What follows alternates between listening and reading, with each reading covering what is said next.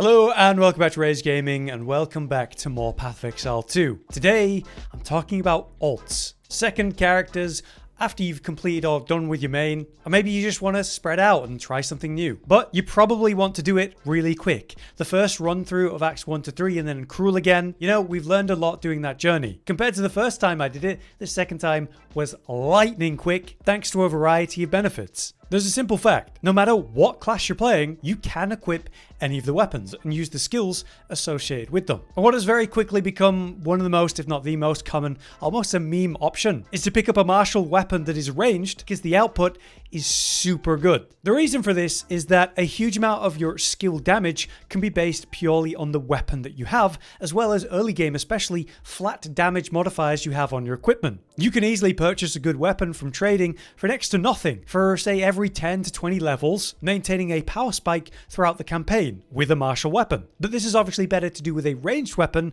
for the purpose of smooth A to B gameplay, you know, compared to the melee experience. People default to a bow over a crossbow for this purpose though. In my experience with early leveling with crossbows, the skill selection's pretty rough as a direct comparison between them. Meanwhile, with the bow, you have the immediate lightning arrow and lightning rod, which allows for great AoE burst, stun build up, and good single target. The moment that you hit level 22, just like my experience with the crossbow and gas grenade, you have the gas arrow setup. And with just one unique in particular, this enables a simple one button playstyle where everything you aim at instantly dies. If you stack on top of that some really high movement speed using some simple and cheap uniques, it's an absolute dream. And so super smoothly, we can blast through the axe and get into the endgame on a new character. And it doesn't matter what class you have. Everyone can use the bow, everyone can use these skills, and as you're approaching the endgame, that's when you swap to your real weapon loadout, your real setup, having saved everything of relevance to that while you are completing the axe. This isn't to say there aren't other good options.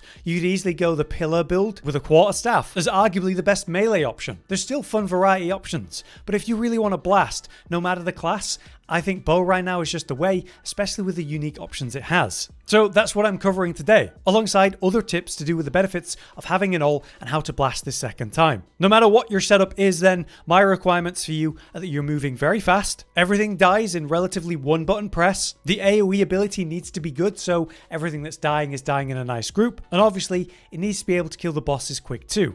So let's talk about this setup and how it's achieving all of that super well. Let's start with stuff that I think isn't really debatable, things that you're going to want for fast leveling. And that is basically two uniques that are going to provide you a lot of movement speed even as early as level 1 and level 11. So we have the Wanderlust Wrapped Sandals here, giving you a flat 20% movement speed increase, which you otherwise won't be able to get until around Act 3 or so. Having this in Act 1 then is an absolute dream. The other unique I need to suggest to you is the Foxshade Quilted Vest. It's a chest piece that gives us 10% increased movement speed when on full life. As you can see, I am sprinting through these levels with literally just these two. And then as you hit level 28, there's another consideration that you should have, which is the Death Rush Emerald Ring. This provides onslaught. So every time you kill something, for 4 seconds you get a 20% increase to skill speed and 10% increase to movement speed. So between these three uniques, you have 40% movement speed just while killing things and mobbing. Don't forget that any unique that you buy for this process, you can again sell. So let's say you committed like, I don't know, 5 exalts. By the time you're done, you can sell these items and get them back, or maybe they'll be even more valuable, who knows. And these are universal, remember, nothing to do with the class or weapon that you're choosing to use. No matter what alt you're leveling, I recommend those three. Next, let's talk about more universal perks. Something as simple as the Gambler.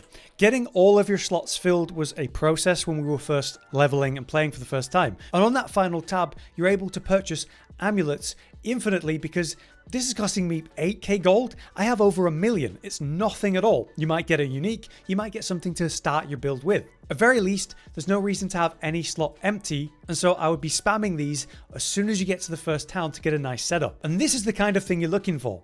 You're looking for flat damage on every piece that you have. Flat damage adds a specific number of damage to attacks. So by equipping this ring, you can see that this damage says 440. Let's just equip this ring. It goes up to 499. It's adding flat damage to the attacks. And in the early game and during this whole campaign, enemies have smaller health pools. So by having flat guaranteed damage, that's actually a lot more impactful than percent damage increases, at least initially. This is what's allowing us to clear packs of mobs with literally one button press by stacking flat damage on all of your gear. You can get this on both of your rings. You can find it on your gloves. There's potential on your amulet, certainly on your weapon. In this case, this is found on the quiver for a bow user. And as you can see, you can get 4 affixes here that have flat damage. We have the inherent, and then we have the 3 prefixes here. Again, this is why the bow is so good, and we'll get into that. The next thing that's universal, no matter what class and build you're going, is the actual skills that you have. When I was leveling up through the campaign, dual orbs basically didn't exist. They did do that patch that made them drop a lot more, and I have found a couple during this run through, but compared to being in the endgame and having a stack of 15 here beyond what I've already used, this is a game changer. So all of your damaging skills should have at least 3 slots, and as you can see, I even have a 4 slot on my main damaging ability right now, which we'll talk about in a sec. But a big part of why this is so amazing is because of the gems. As we've gone through on our main, we have a load of gems at different levels. And obviously my stocks at the lower levels are a bit smaller, but it's more than enough for an alt or multiple. Some gems will require certain levels, so let's just grab like a level 11 skill gem and show how I can't just do a detonating arrow at level 11. That's going to require level 41. What's key here is that it means that as soon as I hit level 41, I can upgrade my main damaging ability. I'm not waiting for an RNG drop. I already have this stack of them that I can immediately use to level up, maintaining that power spike the whole way. And that's kind of the key to fast leveling on an alt. Worst case scenario, you can trade for these, but it's not just that. Obviously you have the support gems. We don't have stacks of 2 and 1 anymore because I'm infinitely farming level 3s, which means I'm also able to get level 3 supports immediately. And I do mean immediately. Check this out. This is the setup that I was setting up in Act 1. Here, I'm putting in 3 support gems the moment I first hit the town. So my base damage is so beyond what my initial experience was on my original main in the day 1 of early access. And a lot of the kind of difficulty during leveling through the acts was reaching, support gem level 2, support gem level 3 to get the skills, the supports that I actually want. And amazingly, there's no level requirement on this. So let's now talk about how you can get to a 5-link or 4 supports very early on. You might know this trick, but it bears repeating. It uses Val orbs and the dual orbs. So basically, you're going to take a skill gem of the relevant level that you're at. So for me, that was level 9. I'm going to craft myself another gas arrow. I'll give that a 3rd slot with a lesser dual orb. Then I will Val orb to corrupt it, which will modify it unpredictably. It might add or lower a level of the skill. It might add or lower quality, or it might add or lower a support slot. So by doing this a couple times, very quickly, eventually you will get a 4 slot gem to work with, and you can continuously level this up. I can't add quality to it, but that's not something I would want to do right now. I can still take it from level 9 to 10 and so on, adding the damage to the explosion, which is where all of my damage is coming from anyway. And because I have a 4 slot, I'm able to benefit from the attack speed and the raw damage increases as well, so that I can crush bosses incredibly effectively. Now lastly, before we actually talk about the bow setup and what I recommend for that, just in case you aren't interested in doing a bow setup, I want to tell you that your setup isn't really going to matter. Like say you're over here or something, just because you're using a bow as a different class doesn't mean you need to path over here. But I would aim for anything that's going to increase your raw attack damage. If you are using a bow, what you can do is hover over the actual skill. And you can see that this lightning arrow is an attack. You can also see it's AoE, it's a projectile, it's lightning, and it's chaining. So if you've got anything that enhances any of these, that will still be a benefit. It doesn't specifically have to be projectile damage increases to increase the power of it. And you can find that on your side of the tree. A great example of that would be increased element damage as another example. But here's some general tips while you're blasting.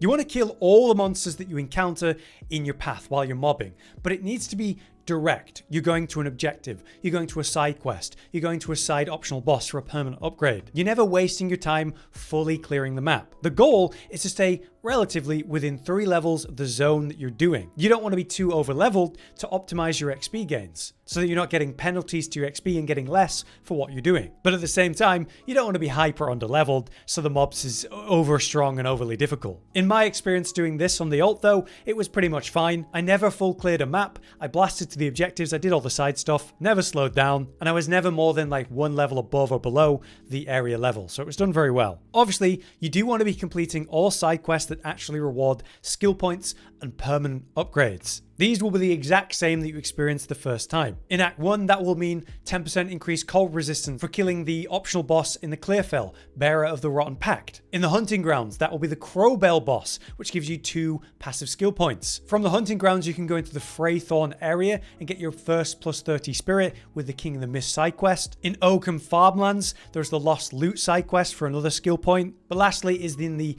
Manor itself for a plus 22 max life by killing the Candlemas side boss. In Act 2, it's not a lot. In Keth, you've got the side boss Kabbalah, the snake, for 2 skill points. In the Valley of the Titans, you have the Ancient Vows, allowing you to get extra charm charges or increased mana recovery, you choose. You're just going to need a relic. There's the Sun Clan version and the Kabbalah clan. One drops in Keth, where we just did that snake side boss, so just kill mobs there until it drops. And then the other will be in the Bone Pits. Again, just kill mobs there until it drops. Then you bring that to the Valley of the Titans as before. Once you put that into the altar, you can choose the buff you want. The other 2 are in Dashar. As you first enter, there's kind of a mount that's on its own. There's a body laying on the ground floor somewhere here. Pick that up, bring the letter back to town, to the weapon merchant, and then you get the permanent 2 skill points. And then don't forget, while you're actually up in the spires of Dashar, click the statue at the Sisters of Gurukan for the 10% lightning resistance that provides. In Act 3, when you're in the Jungle Ruins, there's the mighty Silver Fist Gorilla that gives you extra skill points. There's the Venom Crypts there with the side quest. Go in there, find the body, and then you get the permanent upgrade from the different file choices. In the Yazat Bog, there's the Bog Witch that gives you another 30 spirit. In the Machinarium, there's Blackjaw, a hidden side boss in one of the rooms for a fire resistance buff. And then lastly, in the Agarat, there's the heart that you get that you sacrifice for another skill point upgrade. Then you just do all of that a second time in the Cruel Axe. The other advice I have for you is to remember to check the vendors for upgrades every time you're visiting town. You might find some gloves that have some more flat damage on them or something like that. And if you can find something that has more movement speed than the movement speed boots that you have, more than 20%, that's also great. Otherwise, just remember to trade every 10 to 20 levels. I found that the levels are generally level 11, level 21, level 31, that kind of thing. But you might be able to get an upgrade at level 28 or that kind of point. It's worth checking every now and then. Just don't let it fall behind. Obviously, go unlock your ascend as soon as possible. This should be about level 22, I believe, when you can get the first ascend. Then it's not long into Act 3 in the jungles when you can go do the Trial of Chaos to get the second ascend. Then it's more like endgame when you're going to get your third and fourth, that's for sure. But obviously you want those unlocked as fast as possible. For my ranger, I went with Tailwind to give me more movement speed, because movement speed is king when you're grinding out mobbing and clearing the axe as fast as possible. Alright, so that's the general whatever you're doing, all of that works. Now let's talk about if you're using a bow, because in my opinion this is the best thing you can do. The bow has 2 uniques I want you to consider, but aren't necessary. Ultimately, all you need is a good rare quiver and a good rare bow that you're upgrading regularly. All the bow needs is physical damage and then flat damage modifiers, just like the quiver. There is a type of bow though, this one, that will actually provide you with an extra projectile. This is going to be most impactful when you're 22 or higher, because you've got that gas arrow giving it an extra one. That'll be potent at that point. So that's worth considering. But let me show you the 2 bows I recommend. Firstly, because you can get it at level 1, there's the Widowhail Cruel Bow. This provides a massive bonus to your equipped quiver. So we have a quiver here that has a load of flat damage. What this is doing is adding to that damage by 233%. So you can see how my lightning arrow right now has 440 DPS. As I put this on, it doubles, 909. But why am I not using this bow and I'm actually using the Death Harp's dual spring bow instead? Well, I compared the output. As you can see, this unique by comparison provides you with an inherent extra arrow, but then another affix it has adds another 3. So let me show you. Literally with this lightning arrow, instead of firing 1 arrow, we're firing 5. So it's 5xing the damage. Even though the bonus of the Widowhail is big and feels great, in my testing, it was shown that the Death Harp's dual string bow was more effective. The problem with that is that it requires level 28. So I would still recommend Widowhail Cruel Bow because you can run it from level 1 immediately. You'll see the physical damage is very low, but you want to get a good quiver to start with, like I have here. Minimum 2 or ideally 3 flat damage rolls on it. Anything else is just a benefit, like stats, attack speed, maybe even projectile levels, that kind of thing. But what are you using with your bow? Well, you're going to be using lightning arrow and lightning rod, a classic, very effective combo, until you're level 22. This will be incredibly potent from level 1 all the way until I think it was about level 17 where it started to fall off. And by fall off, I mean still really strong, but we go back to instantly killing everything at level 22. The combo of these skills is very simple. You place a lightning rod down, you fire a lightning arrow generally at that location, and it bounces it around, dealing AoE damage. If you want to stack a few of these on one spot, you can, and that's how we do boss killing. Putting down multiple lightning rods on the boss's location, pressing against it, and firing lightning arrows to burst them down. On lightning arrow, you want to support this with 3 gems to start you off. Martial tempo for attack speed, close combat for a big 25% more attack damage. You just press against the target. Like I said, with killing bosses, that's what you'll be doing. And lastly, lightning infusion, just to give it that 25% damage increase for the lightning itself. Meanwhile, on lightning rod, we go with scatter shot, so we're putting down 3 rods in one use. We increase its damage with primal armament and concentrated effect to make it even more potent for killing bosses. On the topic of your first aura, the persistent buff, we go Herald of Thunder because obviously we're doing lightning damage, so this is going to help with the mob clear. We can't actually support this in any way for quite a while after you first get it though. But what happens when you hit level 22? Well, it's when you unlock Gas Arrow, which is exactly the same as Gas Grenade as I experienced in Mercenary, but it's better because Gas Grenade takes a little bit of time to go off, whereas Gas Arrow immediately blows up the moment you fire it. You do not care about the first part or second part, you only care about the explosion, adding big attack damage and converts it all to fire from your physical. Combine this with one unique, the Radiant Grief Lace Hood, exactly what I've been showing you with my Mercenary build while I was doing Gas Grenadier while leveling myself. Enemies that go near you are immediately ignited, and because it's got this ignition, it auto pops the explosion of the Gas Arrow. So the Lace Hood combined with Gas Arrow on its own, insanely potent. Great for mob clear as you can see, but also does incredible work in single target. But obviously I want to make sure this is as strong as it can be with minimal commitment to that concept. So for Gas Arrow, we support that with martial tempo. So we got the attack speed, we got scatter shot, so we're firing out a bunch of the clouds. We got primal armament for the element damage increase, and if you can Val Orbit, we've got Immolate. This is a 30% damage increase compared to 25%, but they need to be ignited, and the unique is constantly causing that, so perfect. We enhance this damage by making sure in single target that the enemy is always shocked. That will increase its overall damage taken by 20% times. So for that, we use Stormcaller Arrow. You fire it off, and you get this pretty much guaranteed shock occurring. With that in mind, we go Concentrated Effect, so it hits harder, more likely to hit, and we go Lightning Infusion, so it hits harder with lightning, more likely to shock. Don't need to support it any more than that, it's just for single target. Instead of running the Herald of Thunder, we run Herald of Ash, because we're dealing big fire AoE, and that ignites everything with a stronger ignite than the low-level version of the Lace Hood, helping our mobbing. If you want to go extra hard, you can also run Barrage on top of that. This means your next use of a bow attack will repeat twice. So we press it, and then we fire off basically triple the amount of gas arrows. Great in single target for bossing. I support that with Ingenuity and Premeditation for better CDR and better damage.